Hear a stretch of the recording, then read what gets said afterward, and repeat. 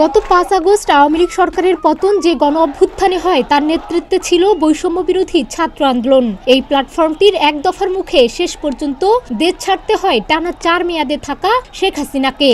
আর দেশব্যাপী এই প্ল্যাটফর্মের নেতৃত্ব দিয়েছেন বিশ্ববিদ্যালয় সহ বিভিন্ন প্রতিষ্ঠানের সমন্বয়করা। তবে সমন্বয়হীনতা সহ বিভিন্ন অভিযোগ তুলে বৈষম্য বিরোধী ছাত্র আন্দোলন প্ল্যাটফর্ম থেকে পদত্যাগ করেছেন কয়েকটি বিশ্ববিদ্যালয়ের সমন্বয়করা।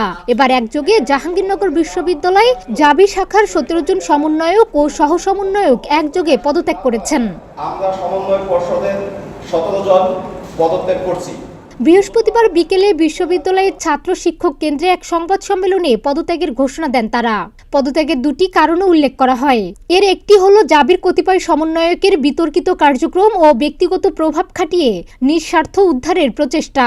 অন্যটি হলো সরকারি দলের মতো আচরণ ও গণঅভ্যুত্থানের স্পিরিট বিরুদ্ধে কাজ করা।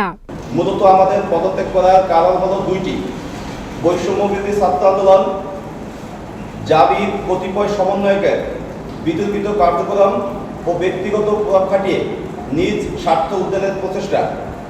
দ্বিতীয়ত, বৈষম্য বিরোধী ছাত্র আন্দোলনের সরকারি দলের মতো আচরণ ও গণঅভ্যুত্থানের স্পিরিট বিরুদ্ধ কাজ।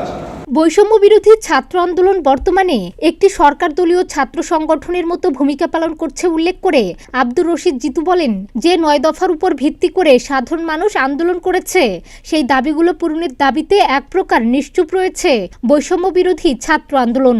যে ৯ দফার উপর ভিত্তি করে সাধারণ মানুষ জীবন বাজি রেখে আন্দোলন করেছে, সেই ৯ দফার অন্তর্ভুক্ত দলীয় নেতৃত্বিক ছাত্ররাজনীতি নিষিদ্ধ, জুলাই হত্যাকাণ্ডের সাথে জড়িতদের বিচার এবং আহত ও ক্ষতিগ্রস্তদের ক্ষতিপূরণের দাবিগুলোতে বৈষম্য বিরোধী ছাত্র আন্দোলন এক প্রকার নিশ্চুপ রয়েছে।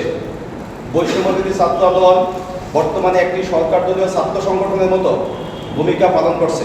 তিনি আরো বলেন, বৈষম্য বিরোধী ছাত্র আন্দোলন দেশের সর্বস্তরের আন্দোলনকারীদের একই ব্যানারে অন্তর্ভুক্ত করতে ব্যর্থ হয়েছে এবং বিভিন্ন বিশ্ববিদ্যালয়ের প্রতিনিধিত্ব নিশ্চিত করতে ব্যর্থ হয়েছে। তদুপরি বৈষম্য বিরোধী ছাত্র আন্দোলন বাংলাদেশের সর্বস্তরের আন্দোলনকারীদের একই ব্যানারে অন্তর্ভুক্ত করতে ব্যর্থ হয়েছে এবং বিভিন্ন বিশ্ববিদ্যালয়ের প্রতিনিধিত্ব নিশ্চিত করতে ব্যর্থ হয়েছে।